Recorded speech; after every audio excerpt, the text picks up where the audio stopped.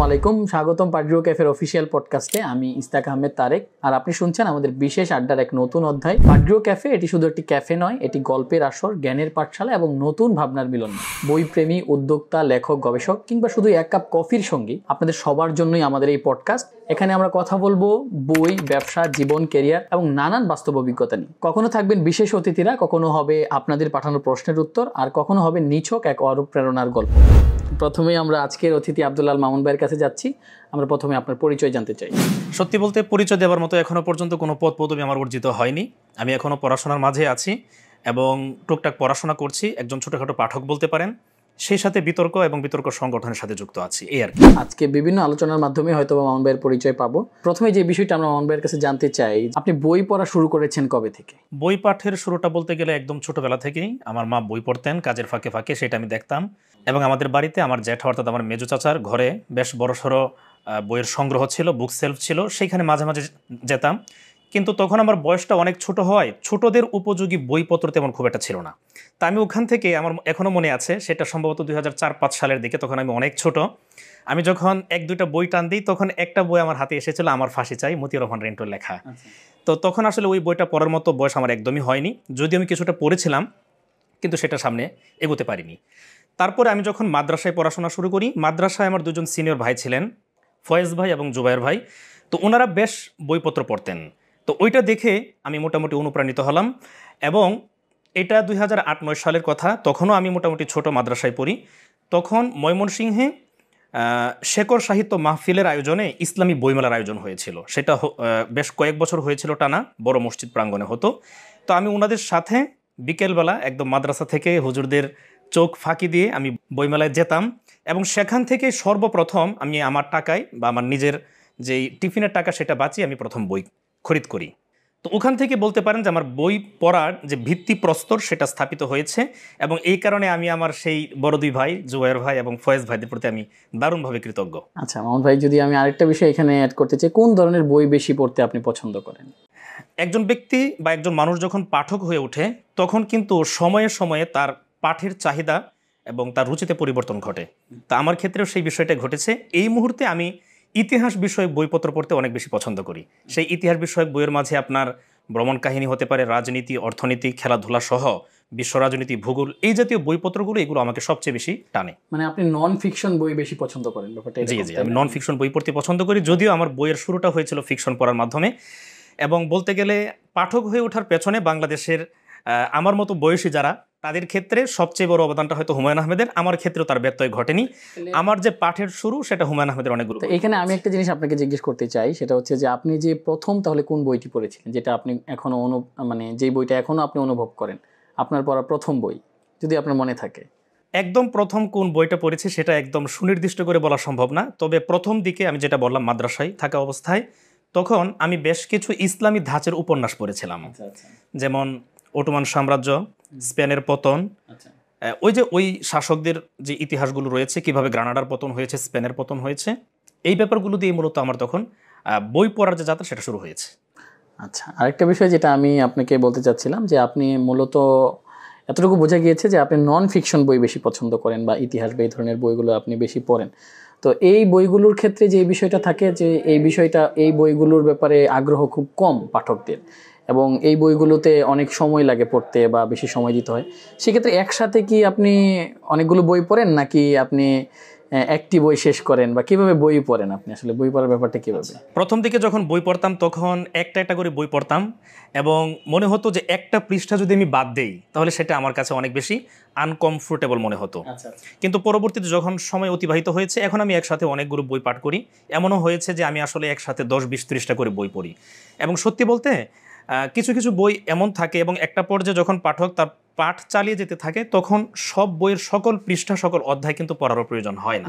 তো এখন আমার ক্ষেত্রে এই মুহূর্তে সেই বিষয়টি ঘটছে, এবং এট এ টাইম আমি অনেকগুলো বই পড়ছি। আচ্ছা, যেহেতু আপনি অনেক বই পড়েন, সেই ক্ষেত্রে বইয়ের যে ব্যাপারটা থাকে সেটা হচ্ছে যে আপনি কি বই কেনার মানুষ, নাকি আপনি লাইব্রেরি থেকে বই সংগ্রহ করতে বেশি পছন্দ করেন? দুইটাই আমার ক্ষেত্রে প্রযোজ্য। তবে বই পড়ার ক্ষেত্রে আমার মনে হয় বই খরিদ করে আমি সবচেয়ে বেশি পড়ি। যেমন ময়মনসিংহের যে বিভিন্ন লাইব্রেরিগুলো রয়েছে, মুসলিম ইনস্টিটিউট, গণগ্রন্থাগার, তারপর জয়নুল আবেদিন উদ্যানের একটা লাইব্রেরি রয়েছে, ওগুলো থেকে আমি বই নিয়ে অনেক সময় পড়েছি। এবং আরেকটা কথা আমি একটু বলি, আমার বই পাঠের যে শুরুটা হয়েছিল আমি বলতে ভুলে গিয়েছিলাম। যখন আমি স্কুলে পড়ি, নবম দশম শ্রেণীতে পড়ি, আমি স্কুলে পড়েছি তারাকান্দা উপজেলার বকশমূল সরকারি উচ্চ বিদ্যালয়ে। সেই উচ্চ বিদ্যালয়ে ব্রাকের মাধ্যমে একটি লাইব্রেরি ছিল এবং ওই পাঠাগারটা মোটামুটি বেশ বড় ছিল, অনেকগুলো বুক সেলস ছিল এবং হাজার হাজার বই ছিল, যেটা আমি জানতাম না। এবং আমার ধারণা আমার মতো ওই স্কুলের বেশিরভাগ শিক্ষার্থী জানতো না। তো একদিন যখন আমি ওই লাইব্রেরিতে প্রবেশ করি, আমি দেখলাম আরে এত বইয়ের সমুদ্রে আমি চলে আসলাম। কিন্তু বেশিরভাগ বই এমন হয়েছে যে কেউ সেটা টান দিয়ে পড়ে না, ধুলাবালি জমে গিয়েছে এবং লাইব্রেরির অবস্থা খুবই খারাপ। একজন মহিলা লাইব্রেরিয়ান ছিলেন যিনি প্রত্যেকদিন আসতেন, 2-3 ঘন্টা থেকে আবার চলে যেতেন, রুমটাও ঝাড়ুটাও দেওয়া হতো না। তারপর যখন টিফিন টাইম হতো তখন আমি ওইখানে প্রবেশ করতাম এবং যেহেতু আমি সায়েন্সে পড়তাম গ্রামাঞ্চলে, খুব ভোরে উঠে স্যারের কাছে গিয়ে প্রাইভেট পড়তাম। এবং ক্লাস শুরু হওয়ার আগ পর্যন্ত, প্রাইভেট শুরু হওয়ার পরের যে সময়টুকু, এই সময়টা আমি তখন লাইব্রেরিতে একটু কাটাতাম এবং টিফিন টাইমে এবং একই সাথে যখন স্কুল ছুটি হয়ে যেত এরপর আমি বেশ কিছুক্ষণ সময় থাকতাম। তো প্রথম দিকে যিনি লাইব্রেরিয়ান ছিলেন উনি বেশিক্ষণ থাকতেন না। পরবর্তীতে আমি যখন বই পাঠ করা শুরু করলাম, আমার সাথে সাথে আরও কয়েকজন বন্ধুবান্ধব সেখানে অংশগ্রহণ করা শুরু করলো, তখন উনি একটু বেশি সময় দিতে লাগলেন। তো এইভাবে মূলত আমার যে বই পড়ার আগ্রহ, বই পড়ার নেশা বলতে পারেন, সেটা শুরু হয়েছে আমার সেই বকশমূল সরকারি উচ্চ বিদ্যালয়ের যে ব্রাক কর্তৃক একটি লাইব্রেরি স্থাপন করা হয়েছিল সেই লাইব্রেরি থেকে। আমার কাছে মনে হয় যে বাংলাদেশের লাইব্রেরির প্রেক্ষাপটটা অনেকটা এরকম, আপনি আমার সাথে একমত হবেন কিনা, যে অনেক লাইব্রেরি আছে বা সেটার যথাযথ আপনার পরিচালনার অভাবে হোক বা সেটার আমরা যদি ভালোভাবে ব্যবস্থাপনার অভাবে, কিন্তু অনেক ক্ষেত্রেই লাইব্রেরির ক্ষেত্রে অনেক শিক্ষার্থীরাও জানে না বা পাঠকরাও অনেক ক্ষেত্রে হয়তো বা সেই বিষয়টা জানেন। এখানে আরেকটা বিষয়, আমরা সাম্প্রতিক কিছু বিষয় নিয়ে আপনার সাথে কথা বলতে চাই, এই জন্যই যেহেতু আপনি অনেক বই পড়েন, ইতিহাসের বই পড়েন, অনেক কিছু নিয়ে আপনার জানা বোঝা আছে। সেই জায়গা থেকে সম্প্রতি আপনার পড়া বইগুলোর মধ্যে কোনটি আপনার সবচেয়ে বেশি ভালো লেগেছে? অনেক বেশি বই পড়ি ব্যাপারটা এমন না, খুব অল্পই পড়ি। তার মাঝে সাম্প্রতিক সময়ে আমি অনেকগুলো বই পড়ছি। এর মাঝে ফিলোসফির একটি বই আছে, সফির জগৎ। আচ্ছা আচ্ছা। হ্যাঁ, ইয়েস্তেন গার্ডান নামক একজন লেখক সম্ভবত বইটি লিখেছেন এবং আমার কাছে যে বইটি আছে, তো এই বইটি পড়ে সাম্প্রতিক সময় আমার অনেক বেশি ভালো লেগেছে। এবং ফিলোসফি ব্যাপারটা আমি খুব বেশি একটা বুঝি না, এখনো বুঝি না, জানি না। তবে এই বইটা পড়ার মাধ্যমে যে কোনো ব্যক্তি ফিলোসফির প্রাথমিক পাঠ সে আরম্ভ করতে পারবে এবং এই বই দিয়ে সে ফিলোসফির যে যাত্রা সেটা শুরু করতে পারে। লেখক একদম শুরু থেকে শেষ পর্যন্ত একটা গল্পের মাধ্যমে ফিলোসফির বেসিক বিষয় থেকে নিয়ে প্রায় অ্যাডভান্স লেভেল পর্যন্ত ব্যাপারগুলো আলোচনা করেছেন এবং একজন পাঠক তার মনের অজান্তে ফিলোসফি সম্পর্কে একটা ক্লিয়ার ধারণা সেই বই থেকে পেতে পারবে। আচ্ছা, আর কি বই পড়ছেন আপনি এই মুহূর্তে? এই মুহূর্তে পাঠতালিকা আরও বেশ কিছু বই আছে। বাংলাদেশের রাজনীতির যে পরিবর্তিত অবস্থা সেই প্রেক্ষাপটে আমি এর মধ্যে আরও বেশ কিছু বই পড়া শুরু করেছি। কাইকাউস নামে একজন ব্যক্তি আছেন যিনি ছদ্মনামে লিখেন, ওনার যে বই উনি বের করেছেন সিরিজ বই ইতিহাসের ছিন্নপত্র, সেই বইটি আমি এখন পড়ছি এবং সেই বই পড়ে মোটামুটি আমি অনেকটা অবাক হয়ে যাচ্ছি। অনেক অসত্য জিনিস আমি সত্য হিসেবে জানছি এবং অনেক সত্য জিনিসকে আমি অসত্য হিসেবে সেখানে দেখতে পাচ্ছি। এছাড়া বাংলাদেশে মহিউদ্দিন আহমেদ নামে একজন লেখক রয়েছেন যিনি রাজনীতি নিয়ে অনেক বেশি লেখালেখি করে থাকেন এবং আমার কাছে মনে হয়েছে যারা ইতিহাস লিখে, বিশেষ করে রাজনৈতিক ইতিহাস, তারা অনেকটাই পক্ষপাতিত্বমূলক আচরণ করে থাকে। এই ক্ষেত্রে মহিউদ্দিন আহমেদকে বাংলা ভাষায় যারা ইতিহাস লিখে, বিশেষ করে রাজনৈতিক কাহিনী, রাজনৈতিক ইতিহাস, সেই জায়গা থেকে ওনাকে আমার মোটামুটি নিরপেক্ষ মনে হয়েছে।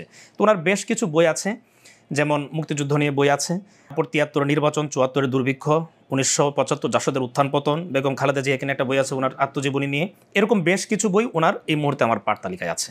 এখন আমরা একটু ভিন্ন ধারার প্রশ্ন করতে চাই আপনার কাছে মামুন ভাই, যে আপনার শীর্ষ 3 জন প্রিয় লেখক কারা? পছন্দের 3 জন লেখকের নাম বলা মোটামুটি বেশ কঠিন এবং হ্যাঁ, এই প্রশ্ন করে আপনি আমাকে মোটামুটি বিপদে ফেলে দিয়েছেন। তো এখানে যদি আমাকে বলতে হয়, আমি নিঃসন্দেহে কাজী নজরুল ইসলামকে আমার পছন্দের লেখক হিসেবে সর্বাগ্রে স্থান দিব। তারপর যদি বাংলা ভাষায় যারা ভালো লেখেন বলে আমার ভালো লাগে, আমার কাছে মনে হয়, তাদের মাঝে আমি আহমদ ছফাকে রাখবো। যেহেতু পাঠের অভ্যাস গড়ার ক্ষেত্রে হুমায়ুন আহমেদের একটা বড় অবদান থাকে তরুণ সমাজের জন্য, সেই ক্ষেত্রে আমি হুমায়ুন আহমেদকেও রাখবো।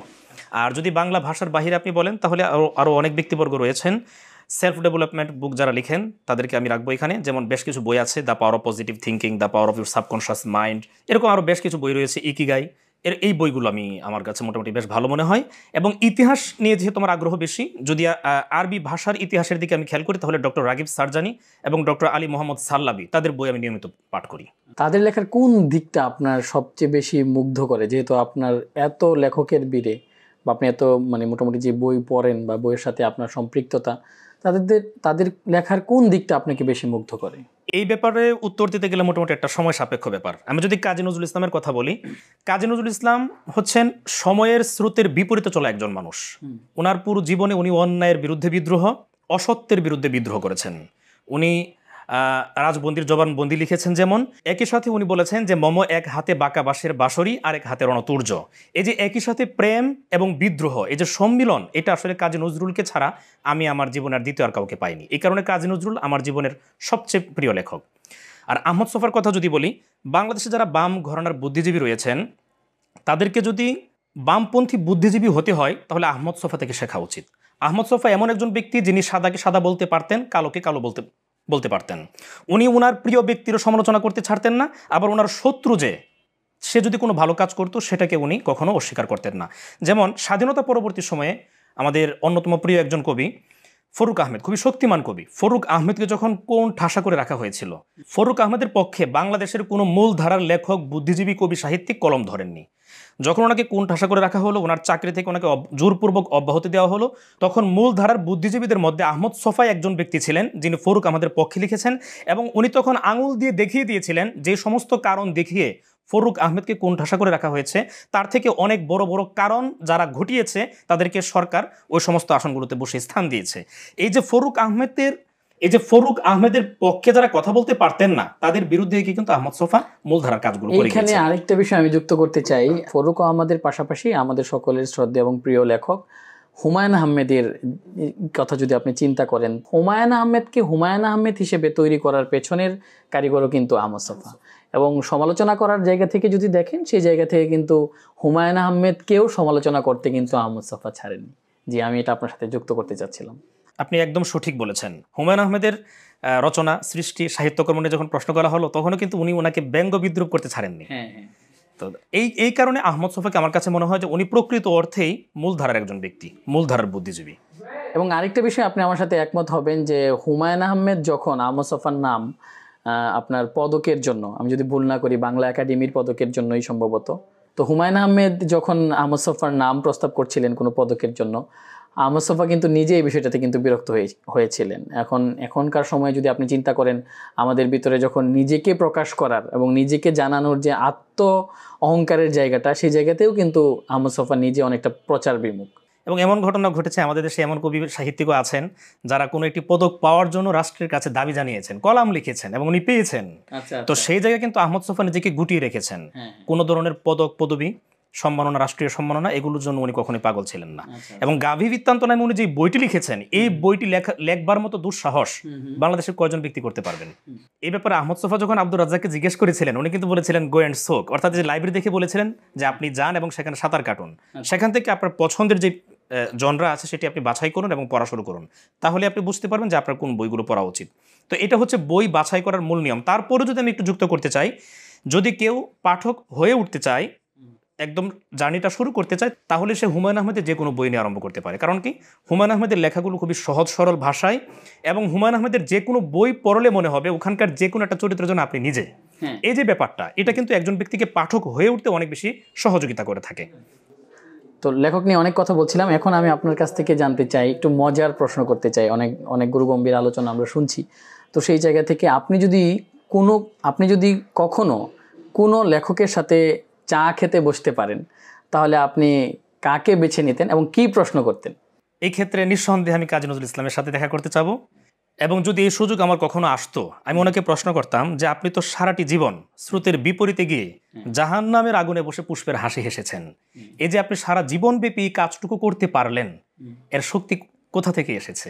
আচ্ছা, নজরুলের কাছে এই প্রশ্ন আসলেই খুবই, আমার কাছে মনে হয় খুবই প্রাসঙ্গিক প্রশ্ন, এবং এই প্রশ্ন শুধু আপনার একা না, আমাদের দর্শকদেরও অনেকের এই প্রশ্ন থাকতে পারে নজরুলকে যারা ভালোবাসে।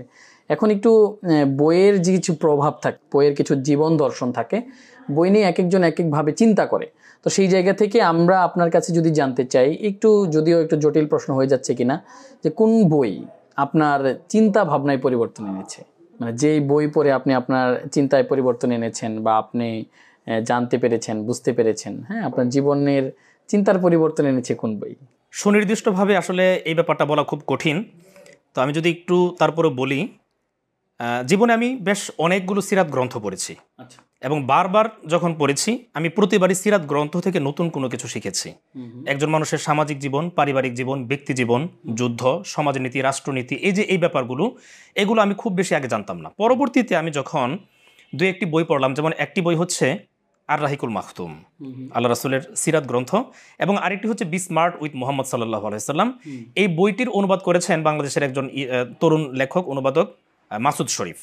তো এই দুইটা বই যখন পড়লাম, আর রাহিকুল মাখতুম থেকে আমি নবীজির সিরাতকে ভিন্নভাবে, ভিন্ন দৃষ্টিকোণ থেকে দেখার সুযোগ পেলাম, এবং বি স্মার্ট উইথ মুহাম্মদ সাল্লাল্লাহু আলাইহি সাল্লাম এই বইটি যখন পড়েছি তখন আমি বুঝতে পেরেছি যে আসলে এই আধুনিক সমাজে আমরা অনেক সময় চিন্তা করি যে যখনই নবীজিকে নিয়ে কোনো কথাবার্তা হয়, মহান ব্যক্তিদেরকে নিয়ে কোনো কথা হয়, যে আমরা আসলে তার মতো আদৌ হওয়া সম্ভব কিনা। কিন্তু এই বইটি পড়ার মাধ্যমে আমি জানতে পেরেছি যে আমরা আসলে সেই মহান ব্যক্তিদের পদাঙ্ক অনুসরণ করতে পারি। আমাদের কাছে যে ব্যাপারটা নবীজিকে নিয়ে উত্থাপন করা হয় 40 বছর বয়সের পরবর্তী জীবনটাকে নিয়ে। উনি যুদ্ধ করেছেন, হিজরত করেছেন, অনেক ত্যাগ সংগ্রাম করেছেন। এইগুলো যখন তরুণ সমাজ দেখে শুনে তখন সে মোটামুটি ভীত সন্ত্রস্ত হয়ে ওঠে যে আসলে এত ত্যাগ সংগ্রাম করা আমার পক্ষে সম্ভব না। কিন্তু এই বইটিতে লেখক দেখিয়েছেন যে উনি শিশু ছিলেন, একটা পর্যায়ে উনি কিশোর হয়েছেন, একটা সময় উনি তরুণ হয়েছেন, তার মানে শিশু বয়সে উনি খেলাধুলা করেছেন, উনি একটা পরিবেশে বেড়ে উঠেছেন। এই যে উনার বেড়ে ওঠা, সেটা কোন জায়গায় হয়েছে, কিভাবে হয়েছে, উনি কেমন খেলাধুলা পছন্দ করতেন, কিশোর বয়সের যে চ্যালেঞ্জগুলো আমাদের জীবনে থেকে থাকে প্রত্যেকের জীবনে, সেটা শিশু মোহাম্মদ উনি কিভাবে সামলিয়েছেন, এবং যুবক বয়সের যেই চ্যালেঞ্জ সেইগুলো উনি কিভাবে উতরে উঠেছেন, এই ব্যাপারগুলো বি স্মার্ট উইথ মুহাম্মদ সাল্লাল্লাহু আলাইহি ওয়াসাল্লাম এই বই থেকে আমি জানতে পেরেছি। তো এটা আমার জন্য খুবই চমৎকার একটা সুযোগ ছিল আর কি। আর যদি আরও দু একটা বিষয় একটু বলতে হয়, আর যখন আমি ইয়োস্তেন গার্ডারের লেখা বইটি পড়লাম সফির জগৎ, তখন আমি জীবন সম্পর্কে, যে আমরা আসলে এই পৃথিবীতে কেন আসলাম, জীবন কি, কেন, কিভাবে, এই বিষয়গুলো যখন আমি পড়া শুরু করলাম সফির জগৎ নামক বই থেকে, তখন আমার জীবন দর্শনটা আরেকটু ভিন্ন আঙ্গিকে আমি খুঁজে পেয়েছি। তো আসলে জীবনের মানে বইয়েরও কিন্তু একটা প্রভাব আছে। হ্যাঁ, বইয়ের মাধ্যমে আমরা জীবনের পরিবর্তন বা বইয়ের চিন্তার জায়গাটা পরিবর্তিত হয়। তো সেই জায়গা থেকে মানুষের কিছু পরিবর্তন আসে, মানুষ চেঞ্জ নিয়ে আসে। তো এই জায়গা থেকে আমি আপনার কাছ থেকে জানতে চাই এরকম যে বই পড়া আপনাকে একজন ভালো মানুষ হতে সাহায্য করেছে কিনা। এই ব্যাপারটা আসলে আপেক্ষিক একটা বিষয়।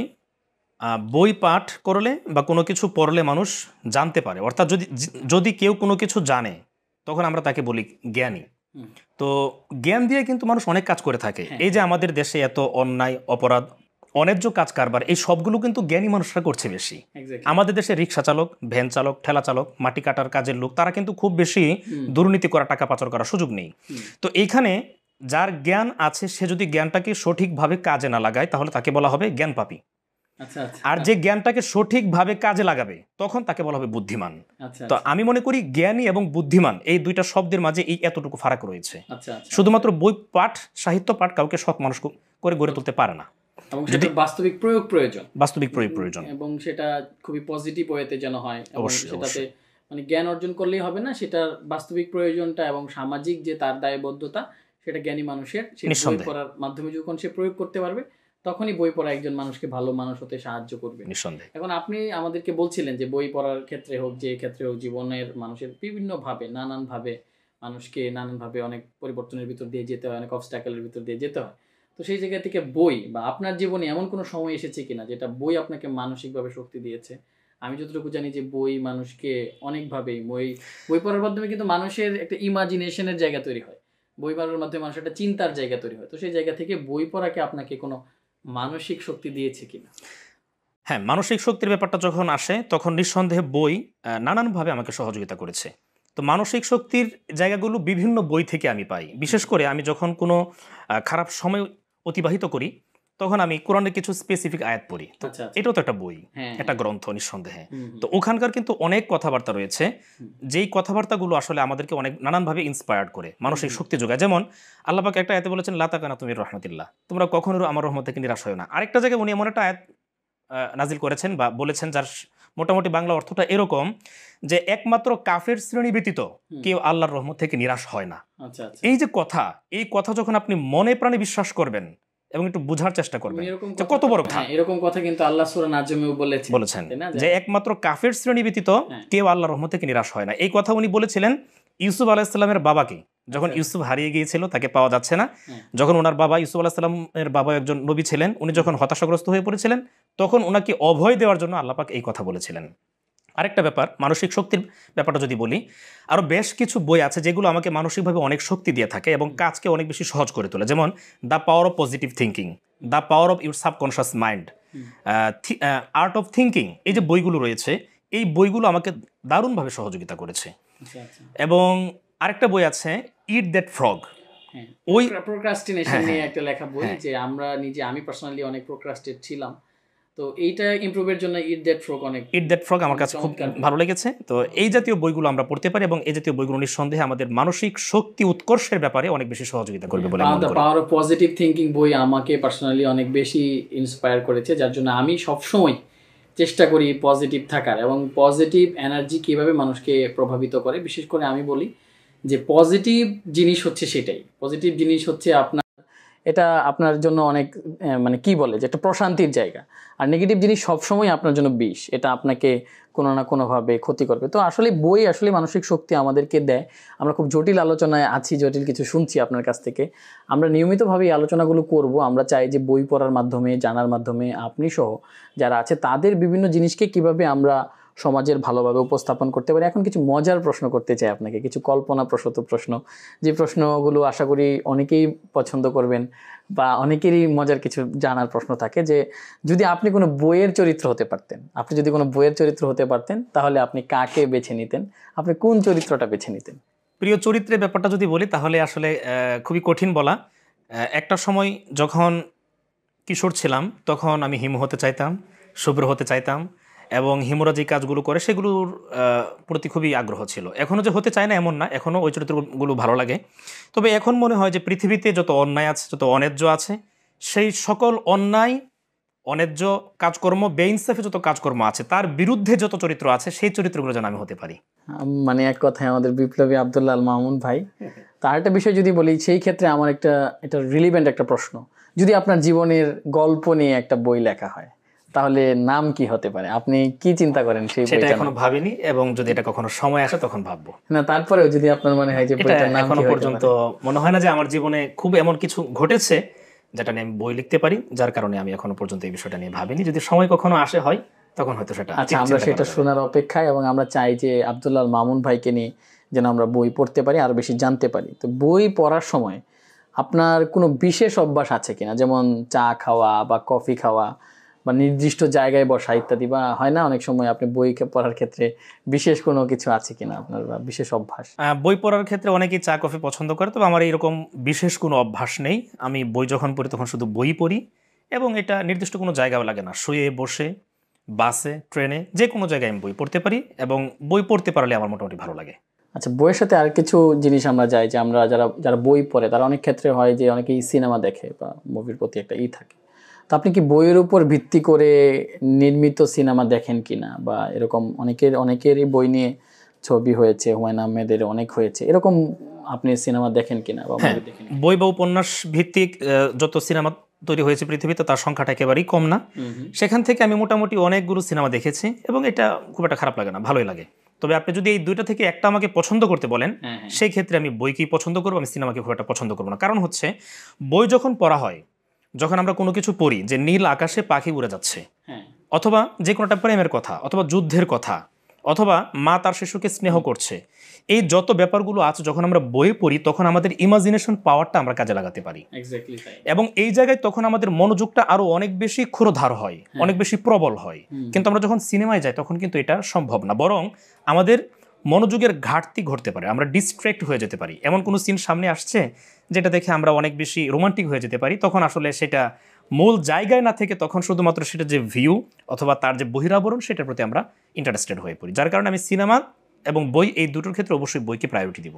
আচ্ছা, এখন এই জায়গা থেকে, এই সিনেমার জায়গা থেকে আপনি বললেন, বা বইয়ের যেহেতু অনেক বই নিয়ে কাজ হয়েছে, বই থেকে অনেক সিনেমার কাজ হয়েছে, সেই ক্ষেত্রে এমন কোনো বই আছে কিনা যেটার সিনেমা হলে আরো ভালো লাগতো, বা যেই বইটার আপনি সিনেমা দেখতে চান, বা এটার যদি সিনেমা হইতো আপনার কাছে মনে হতো যে খুব ভালো হইতো? এরকম কোন? বেশ ইন্টারেস্টিং প্রশ্ন। এরকম বই আমার পছন্দের তালিকায় অনেক রয়েছে।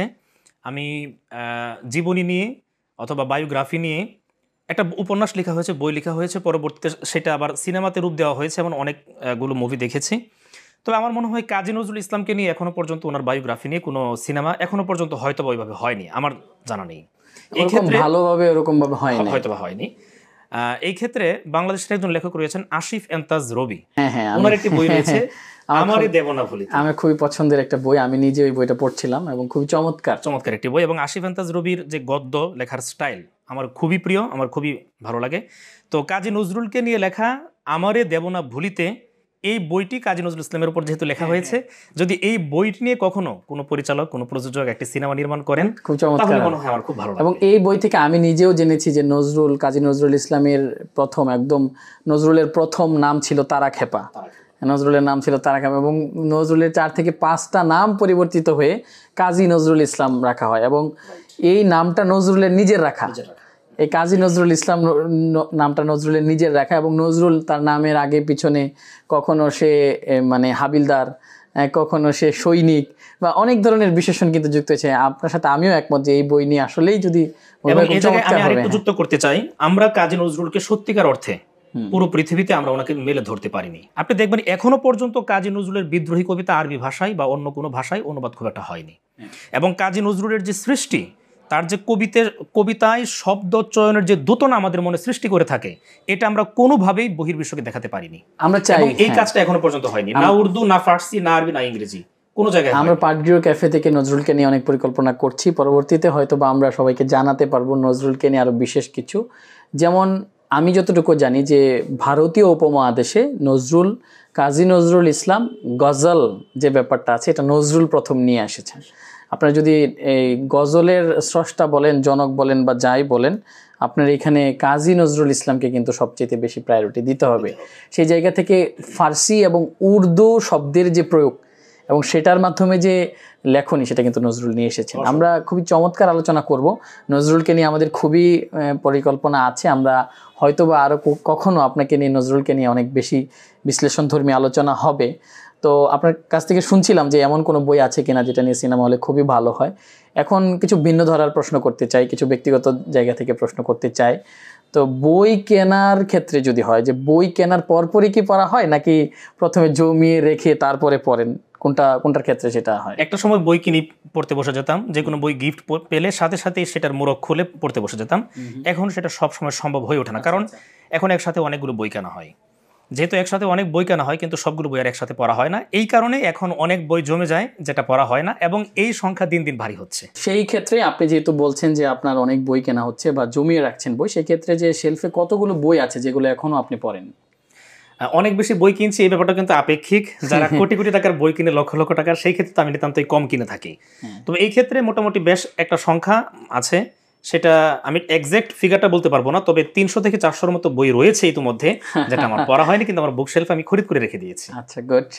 সেই জায়গা থেকে আপনি চমৎকার এখনো বইয়ের জায়গা থেকে আছেন। বই পড়ার ক্ষেত্রে যদি বলি আমি, তাহলে বই পড়ার চেয়ে কেনার আনন্দ বেশি কিনা? আমার কাছে দুটোই মনে হয়। আচ্ছা, বই পড়া, কেনা এবং বই গিফট করা, এই তিনটার মাঝেই এক অনন্য অসাধারণ আনন্দ নিহিত আছে। আচ্ছা আচ্ছা, সেক্ষেত্রে আপনি বই গিফট করেন? বই গিফট করার চেষ্টা করে থাকি। আচ্ছা আচ্ছা, যখন কারো বার্থডে হয় আমার পরিচিত, কারো বিয়ে শাদীও যখন হয়, তখন আমি চেষ্টা করি একটু বেশি করে বই তাকে গিফট করার জন্য। খুবই চমৎকার উদ্যোগ। আমার কাছে মনে হয় যেটা একটু পজিটিভ ভাবে এবং ভিন্নভাবে সমাজে সবার কাছে। আপনার যখন বিয়ে শাদী হবে, আচ্ছা, তখন যদি দাওয়াত দেন, তাহলে ব্যান গাড়ি ভরে বইপত্র নিয়ে চলে যেতে পারি ইনশাআল্লাহ। তো সেই জায়গা থেকে আরেকটা বিষয় আমি যুক্ত করতে চাই। আমরা এখনো যারা এই সমাজে, আমরা জেনজির কথা বলেন বা যে জায়গা থেকে কথা বলেন, যে বই পড়ার ক্ষেত্রে যদি ভবিষ্যতের কথা চিন্তা করেন, পরামর্শের কথা যদি চিন্তা করেন, সেক্ষেত্রে আপনার কাছে জানতে চাই যে এই ডিজিটাল যুগে বই পড়ার আগ্রহ কিভাবে ধরে রাখা যায়। আমরা দেখছি যে বই পড়ার আগ্রহ কমে যাচ্ছে। আপনার যদি পাটগ্রিহ ক্যাফের কথা চিন্তা করেন, পাটগ্রিহ ক্যাফে কিন্তু ময়মনসিংহ জেলা শুধু না, আমার কাছে মনে হয় যে ময়মনসিংহ বিভাগের ভিতরে সর্বপ্রথম একটা রিডিং ক্যাফে, বা যেটাকে পড়ার পাশাপাশি ফুডের কালচারটাকে চেষ্টা করছে, বই পড়ার অভ্যাসকে নিয়ে আসার চেষ্টা করছে। আমাদের একদিনে বই পড়ার অভ্যাস গড়ে উঠবে ব্যাপারটা এরকম না। বই পড়ার অভ্যাস যেহেতু বিভিন্ন কারণে চলে যাচ্ছে, সেই জায়গা থেকে এই ডিজিটাল যুগে আপনার কাছ থেকে বই পড়ার আগ্রহ কীভাবে বাড়ানো যায়, কীভাবে ধরে রাখা যায়, সেই পরামর্শ জানতে চাই। খুবই ভালো প্রশ্ন। আমরা অনেক সময় প্রযুক্তিকে নানানভাবে দোষারোপ করে থাকি, এটা কিছুটা সত্য হলেও পুরোপুরি সত্য না ব্যাপারটা। তো বই পড়ার যে অভ্যাস, আমরা যারা বই পড়ে থাকি, এটা আমরা যখন পড়ছি এবং পড়ে আমরা যা শিখছি, সেটি যদি আমরা অন্যের কাছে ছড়িয়ে দেই সোশ্যাল মিডিয়ার মাধ্যমে, প্রযুক্তির কল্যাণটাকে আমরা ইউজ করে, তখন মনে হয় যে এটা আরেকটু এনভায়রনমেন্ট ক্রিয়েট করবে, যারা ইয়াং জেনারেশন রয়েছে তাদেরকে বই পড়ার প্রতি উদ্বুদ্ধ করবে। তো ছোট সময় একটা বিজ্ঞাপন দেখতাম যে দাগ থেকে যদি দারুণ কিছু হয় তবে দাগই ভালো। তো আমরা যখন বই পড়ি, অনেকেই বইয়ের স্টোরি আপলোড করে ফেসবুকে পোস্ট করে থাকে, সেটাকে অনেকেই আবার নেতিবাচক ভাবে নেয় যে এই যে শো আপ করছে। কেউ কেউ হয়তো বা আমাদের ক্যাফেতে এসে বইয়ের সাথে ছবি তোলাকেও নেতিবাচক মনে করে। হ্যাঁ হ্যাঁ, তো এটাকে আমি একদমই নেতিবাচক মনে করি না। এই শো আপ থেকে যদি ভালো কিছু হয়, বই পড়ার যে প্র্যাকটিসটা, এটা যদি আমরা আমাদের চারপাশে দেখতে পারি, ফেসবুকে ঢুকলে যদি আমরা দেখতে পারি বই নিয়ে কথা হচ্ছে, বইয়ের ছবি সামনে আসছে, এটা কিন্তু আমাদের জন্য একটা পজিটিভ এনভায়রনমেন্ট ক্রিয়েট করবে। তো এই ব্যাপারটা আমি মনে করি যে খুবই ইম্পর্টেন্ট যারা বই নিয়ে কাজ করছে, এবং আপনাদের মতো রিডিং ক্যাফে যারা পরিচালনা করছে তারা কিন্তু এই কাজগুলো আরেকটু ভালো করে করতে পারে। এই যে বইয়ের প্রমোশন, বই নিয়ে কথাবার্তা বলা, ফটোগ্রাফি, ভিডিওগ্রাফি, বই নিয়ে বিভিন্ন কাজ করা, সেমিনার করা, সিম্পোজিয়াম করা, পডকাস্ট শুরু করলাম।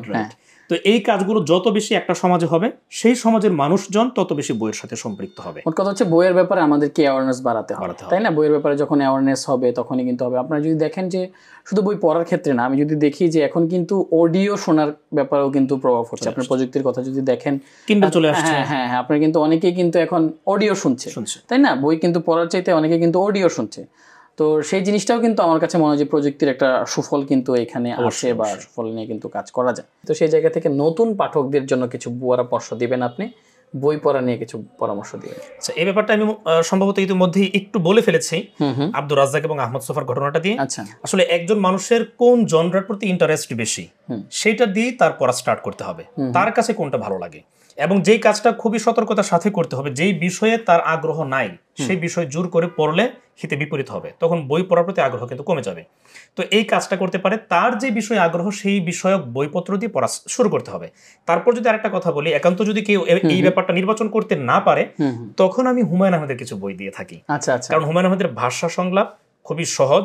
তাহলে আপনি বলতে চাচ্ছেন যে আপনি যখন কোনো নতুন পাঠককে বই উপহার দেন, সেক্ষেত্রে যদি আমার প্রশ্ন থাকে এরকম কোনটি, তাহলে আপনি হুমায়ুন আহমেদের বই উপহার দিয়ে শুরু করি। এবং যদি স্পেসিফিক করে দুই একটা বলি, আমি অপেক্ষা বইটা দিয়ে থাকি। আচ্ছা, বেশিরভাগ ক্ষেত্রে, কারণ এই বইটা হাসি, কান্না, আনন্দ, বেদনা, পরিবার, এই প্রত্যেকটা ব্যাপার মোটামুটি উঠে আসে, যার কারণে এই বইটা পড়লে তার পাঠের প্রতি একটা কৌতূহল কিন্তু সৃষ্টি হয়। আর একটা ব্যাপার যদি একটু সংযুক্ত করি, সম্প্রতি একটা বই এই অল্প কিছুদিন আগে প্রকাশিত হয়েছে, মাসুদ শরীফের লেখা হাউ টু রিড আ বুক, একটি বই কিভাবে পড়তে হয়। এই ব্যাপারটা কিন্তু আমরা অনেকেই জানি না। আচ্ছা, তো এই বইটা খুবই ছোট্ট, খুব বেশি দাম না। এই বইটা যদি কেউ কিনে পড়ে, তাহলে সম্ভবত সে খুব ভালো করে বুঝতে পারবে যে একটা বই কিভাবে পড়তে হয়, কিভাবে শুরু করতে হয়, কিভাবে শেষ করতে হয়। আমি আবার বলছি, বইটির নাম হচ্ছে হাউ টু রিড আ বুক, এই বইটি। আচ্ছা, এখন বই পড়া নিয়ে আপনার কাছ থেকে অনেক আলোচনা শুনছিলাম আমরা। আপনি আপনার বাসায় বই পড়েন, বিভিন্নভাবে বই পড়েন। যেহেতু আমাদের এই পডকাস্টটি বিশেষ একটি পডকাস্ট, আমরা এই পডকাস্টটা আজকে থেকে এই যাত্রা শুরু করলাম। পরবর্তীতে ধারাবাহিকভাবে আমরা উদ্যোক্তাদের সাথে কথা বলবো, ব্যবসায়ীদের সাথে কথা বলবো, প্রযুক্তিবিদদের সাথে কথা বলবো, যারা বই পড়েন সবার সাথেই কথা বলবো। তো এখন কিছু পরামর্শ নিয়ে কথা বলি। আমাদের এই পডকাস্টের পরামর্শ নিয়ে জানতে চাই যে ক্যাফেতে, আমাদের পাঠগৃহ ক্যাফেতে বই পড়ার অভিজ্ঞতার কথা যদি বলি, তো পাঠগৃহ ক্যাফেতে বই পড়ার অভিজ্ঞতা কেমন আপনার? পাঠগৃহ ক্যাফে আমার খুবই প্রিয় একটি জায়গা। যখন এই শহরে কোনো রিডিং ক্যাফে ছিল না, আমি আর শূন্যতা প্রচন্ড রকম ভাবে অনুভব করছিলাম। এবং আমি যখন সোশ্যাল মিডিয়ায় দেখতাম প্রথমা ক্যাফে, ভাইব ক্যাফে সহ ঢাকা শহরে বিভিন্ন কিন্তু ক্যাফে রয়েছে, একই সাথে বিশ্ব সাহিত্য কেন্দ্রের যে ওখানে বসে বইপত্র পড়া যায়। তো এই ব্যাপারগুলো দেখে আমি খুবই আফসোস করতাম যে আমাদের শহর ময়মনসিংহে কেন এমন একটি কার্যক্রম এখনো শুরু হচ্ছে না। তো যখন আমি দেখলাম যে পাঠগৃহ ক্যাফে নামক একটি ক্যাফে শুরু হচ্ছে, যেখানে বইপত্র থাকবে, কফির সাথে বইয়ের মেল বন্ধন হবে, তো এই ব্যাপারটা দেখে আমি খুবই পুলকিত হয়েছি, খুবই আগ্রহ বোধ করেছি। আর এখানে যদি আমি বলি, রিডিং ক্যাফে হওয়ার পর যদি আমি বাসার বাইরে কোনো সময় কাটাতে চাই, তাহলে বেশিরভাগ সময় আমি এই পাঠগৃহ ক্যাফেতে আসি এবং এখানে বসে আমার বই পড়তে ভালো লাগে। তো সর্বোপরি পাঠগৃহ ক্যাফের অভিজ্ঞতা অনন্য, অসাধারণ। তো আমরা শুনছিলাম আপনার কাছ থেকে, তো আপনি আমাদের দীর্ঘদিন যাবত আছেন আমাদের এখানে, তো আমাদের ক্যাফেতে আপনি বই পড়ছেন, বই পড়ার সাথে আছেন। তো এখানে কোন ধরনের বই থাকলে ভালো লাগবে, বা এটাকে কিভাবে আরো সমৃদ্ধ করা যায়? আচ্ছা, যেহেতু এটি একটি ক্যাফে, এখানে সকল ধরনের মানুষ, বিভিন্ন রুচি বোধের মানুষ এখানে আসবে। সেই ক্ষেত্রে আমি বলবো, এখানে বইয়ের যে সংগ্রহ, এটি যেন সার্বজনীন হয়, ইউনিভার্সাল হয়। কেউ জীবনে কোনোদিন বই পড়েনি, সেও যেন এখানে এসে তার পছন্দের বইটা বাছাই করতে পারে, এটা প্রয়োজন। আবার এমনও হতে পারে একজন খুব বোদ্ধা একজন পাঠক, সে খুব ভালো মানের একজন পাঠক, সেও যেন এখানে এসে তার আগ্রহের বইটা খুঁজে পায়। এই ক্ষেত্রে আমি বলবো সহজ ভাষার বই, মোটামুটি মূলধারার বই, গবেষণাধর্মী বিভিন্ন বই, একদম ধর্মীয় বই থেকে শুরু করে যুদ্ধ, ইতিহাস, রাজনীতি, অর্থনীতি, সমাজ সংস্কার সহ যত ধরনের বই আছে ওই সবগুলো ব্যাপারের দিকে একটু ফোকাস করা উচিত। এবং এই সমাজটাকে কিন্তু আসলে পরিবর্তন করে যারা মূলধারার মানুষ। আচ্ছা আচ্ছা। তো এই ক্ষেত্রে আমার একটু সাজেশন থাকবে, আমার একটু গুরুত্ব থাকবে, জোরারূপ থাকবে, মূলধারার বইগুলো যেন, অর্থাৎ গবেষণাধর্মী বইগুলো যেন এখানে একটু স্থান পায়, যেন অনেক পাঠক এসে পড়তে পারেন এই ব্যাপারটা। আচ্ছা, গবেষণাধর্মী বইয়ের ব্যাপারে আমিও নিজেও চাচ্ছিলাম যে এই ধরনের বই যেন এখানে আসে এবং যেন পাঠগৃহ ক্যাফে আরও বেশি সমৃদ্ধ হয়। তো সেই জায়গা থেকে আমাদেরকে পাঠকেরকে আরও বেশি জানাতে হবে, পাঠক তৈরি করতে হবে। পাঠগৃহ ক্যাফেতে যদি বই নিয়ে কোনো আয়োজন থাকে বা বইকে ছড়িয়ে দেওয়া, বইয়ের কার্যক্রমকে ছড়িয়ে দেওয়ার কোনো কিছু হয়, তাহলে আপনি কি অংশগ্রহণ করতে চান কিনা বা আমরা পাবো কিনা? শুধুমাত্র পাঠগৃহ ক্যাফেই নয়, যে কোনো জায়গায় যদি বই নিয়ে কোনো কাজ হয়ে থাকে, নিঃস্বার্থভাবে, নির্মোহভাবে আমি আমার জায়গা থেকে সর্বাত্মক সহযোগিতা করার চেষ্টা করবো ইনশাল্লাহ। তো দীর্ঘক্ষণ আলোচনা করছিলাম। আজকে এটা আমাদের মানে আমি বলবো যে কোনো পরিকল্পনা ছাড়াই আমাদের এই পডকাস্ট আমরা শুরু করছি। আমরা দীর্ঘদিন যাবৎ ভাবছিলাম পডকাস্ট করব কিন্তু আমরা করতে পারছি না। তো সেই জায়গা থেকে এটা শুরু মাত্র। এভাবে আলোচনা চলবে, দীর্ঘদিন চলবে। আমি আমার জানার জায়গা থেকে আমি জানতে চাই, আমার ক্ষেত্রে ফিলোসফারদের কথা যদি চিন্তা করেন, আমি খুবই সক্রেটিসকে পছন্দ করি। সক্রেটিসও সবসময় জানতে চাইতেন, আমিও সবসময় জানতে চাই, শিখতে চাই, বুঝতে চাই। জানার জায়গা থেকে আমার এই আগ্রহটা কম। তো পাশাপাশি দর্শকদেরও অনেক কিছু জানার আগ্রহ থাকে। দর্শকদের আমাদের এই পডকাস্ট নিয়ে হোক বা ক্যাফে নিয়ে হোক বা বিভিন্নভাবে যাই হোক, তো আপনি দর্শকদের উদ্দেশ্যে কিছু বলতে চান কিনা? প্রথমে যেই কথাটা বলবো দর্শকদের উদ্দেশ্যে, আমাদেরকে আসলে বইয়ের সাথে একটা সম্পর্ক স্থাপন করা উচিত। একজন বিখ্যাত দার্শনিক একটি কথা বলেছিলেন যে মানুষের জীবনে তিনটি জিনিস অনেক বেশি প্রয়োজন: বই, বই এবং বই। তো বই আসলে এমন একটা জায়গা বা এমন একটা ব্যাপার যেখানে আপনি অতীতের বুদ্ধিজীবীদের সাথে, পৃথিবীর সেরা সেরা ব্যক্তিদের সাথে আপনি কথোপকথন করতে পারবেন। এছাড়া কিন্তু আর অন্য কোনো পথ নেই যেখানে আপনি রবীন্দ্রনাথের সাথে কথা বলতে পারবেন, নজরুলের চিন্তার সাথে আপনি পরিচিত হতে পারবেন, আপনি মোহাম্মদ সাল্লাল্লাহু আলাইহি ওয়াসাল্লামের কথার সাথে, গৌতম বুদ্ধের সাথে আপনি পরিচিত হতে পারবেন। এমন কোনো ওয়াই কিন্তু আর নেই। তো এই কারণে আপনি যদি পেছনের ব্যক্তিদের বুদ্ধির সাথে পরিচিত হতে চান, তাদের সাথে আপনি সংলাপ করতে চান, তাদের সাথে আপনি বন্ধুত্ব গড়ে তুলতে চান, তাহলে বই নিঃসন্দেহে শ্রেষ্ঠ একটি মাধ্যম। আর আমরা অনেকেই ভাবি যে আসলে বই পড়াটা কীভাবে শুরু করব। তো সেই ভাবনাটা মোটামুটি কম বেশি অনেকেরই থাকে, তারা শুরু করতে ভয় পায়। এই ক্ষেত্রে আমি বলবো যে বই কেনা বা কোন বই দিয়ে আরম্ভ করব এই জাতীয় কোনো প্রবলেম যদি আপনি ফেস করে থাকেন, আপনি যদি এরকম সংশয়ে ভুগে থাকেন, আপনি নিঃসন্দেহে পাঠগৃহ ক্যাফেতে চলে আসবেন। এখানে আপনি নিশ্চয়ই আপনার জুতসই পছন্দ মতো বই পেয়ে যাবেন এবং এখান থেকে কিন্তু আপনি ফ্রিতে যে কোনো বই পড়তে পারবেন এবং ফর্ম টর্ম বা ইত্যাদি কিছু ফর্মালিটিস মেনটেন করে আপনি এখান থেকে বই বাসায় নিয়ে গিয়েও কিন্তু পড়তে পারবেন। এই সুযোগটুকু আপনার জন্য পাঠগৃহ ক্যাফে উন্মুক্ত করে দিয়েছে। সর্বোপরি আমরা যদি আমাদের জীবনটাকে সুন্দর করতে চাই, বুদ্ধিবৃত্তিক সমাজ গঠন করতে চাই, বাংলাদেশ সহ পুরো পৃথিবীকে যদি আমরা একটি সাম্য, ন্যায় ভিত্তিক, একটা ইনসাফ ভিত্তিক সমাজের দিকে আমরা চলে যেতে চাই, তাহলে আমাদেরকে আসলে জ্ঞান চর্চা করতে হবে। আর জ্ঞান চর্চার প্রধান মাধ্যম হচ্ছে এই বই। তো আমরা প্রত্যেকেই বইয়ের সাথে থাকব, ভালো বই আমরা নিজেরা পাঠ করব এবং সেই বই সৃষ্টি কীভাবে করা যায় সেই প্রচেষ্টা আমরা অব্যাহত রাখব।